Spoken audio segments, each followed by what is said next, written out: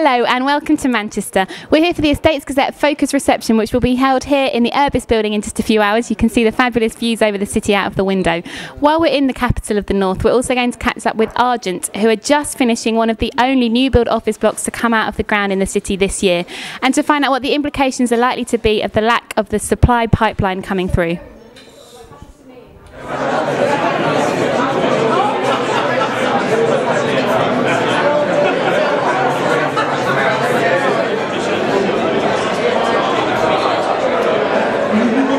Tell us a little bit about the situation in Manchester at the moment and how it compares to other regional cities.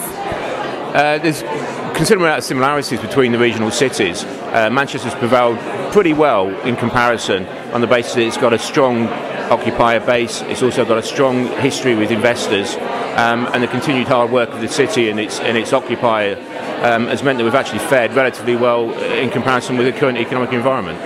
Could you give us your views for the year ahead in the city? I think it's going to be a very interesting year for the city. I think there's going to be inevitably winners and losers in the city. Most of my developer clients are wondering which they're going to be at the moment, where the banks are going to concentrate their recovery activities and where they're not. I think the occupational market is going to be largely driven by decisions coming from overseas, from economies that have already emerged from recession and well emerged from recession, not just the technical emergence that we've had so far. So I think there's going to be some activity, but it's going to be very patchy, and I think we're going to have to look very hard for it. First of all, the most active national agent, and the winner this year is King Sturge. Round of applause, and hopefully... We've been awarded the most active national agent in the Greater Manchester area for the past year. So effectively we've done more deals than anyone else. Congratulations, and what do you think is the key to your success? I think we've covered the market extensively, not just in Manchester but the wider northwest region. So Warrington, Preston, other locations where we're very strong. We've managed to do deals where other practices aren't represented. And what's your feeling for the year ahead? I think it's going to be another tough year, 2010. I think the bigger deals might not be there to do, and we'd like to see some more headline deals if possible. But the churn of smaller deals hopefully will still continue. We might just have to work twice as hard for half as many fees. Yeah, I'm responsible primarily for our acquisition in the northwest, and obviously Manchester's part of that. We've got, as you know, a significant number of stores already in this region, but we do have plans for a relatively large number more. So this year we'll be working up the opportunities in an attempt to develop more stores over the coming years. How many more are you planning to develop in this area? Well, we've got requirements for a significant number for the northwest. We've got, I would say, over 30 requirements for this region. Clearly it's going to be difficult to obtain a store in each of them, but we'll try our best to get a foothold in a large number of those areas. Thank you. And are we facing a shortage of supply in about 2 or 3 years' time, or again, do you think that's not going to be a problem?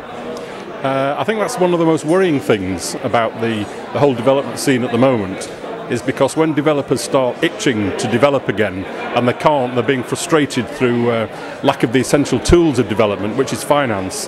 There's some real warning signals there. Everybody can do the math and see that there's going to be a shortage of supply, and we've seen it before. We're not a big market, so when we have a shortage of supply and people are not putting stuff into the pipeline, we really do feel it down the line. And on the investment side, what are your feelings for the next 12 months for the city? We saw a sharp turnaround in investor demand and therefore pricing in the last quarter of 2009. We're expecting that to continue in the first 6 months of 2010, certainly at the prime end. The secondary end still remains more challenging as it's close to the occupational market, but we have a lack of stock in comparison to demand, and whilst we have that balance, prices will remain under pressure.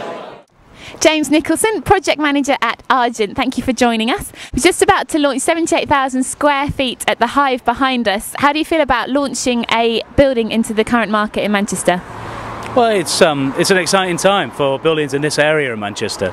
The Hive as a product is perfectly aligned with the northern quarter. and occupiers in the area are looking for a product which meets their requirements, but also excels the buildings of sorts in the area. And it's it's growing a little bit on what the success of the historics in Manchester and Northern Quarter, and also sort of adding to that with a new opportunity. You know, this is a great product in this area for the creative times. So this new build will complete a week on Friday. How do you see the supply pipeline generally in the city? Well, I think currently there is a high level of supply in the market, and obviously demand is tending to tail off a little bit. And I would hope that with the historical take-up average in Manchester being, you know, circa 900,000 square feet, that even with a cut-off of, say, even half of that, then current supply in the marketplace will soon get taken up. And I would suggest that if you're looking for an office building in the next 2 to 4 years, then it might be the time to start thinking about where you're going to move to, because supply in the future is going to be limited by is going to be driven by the demand in Manchester.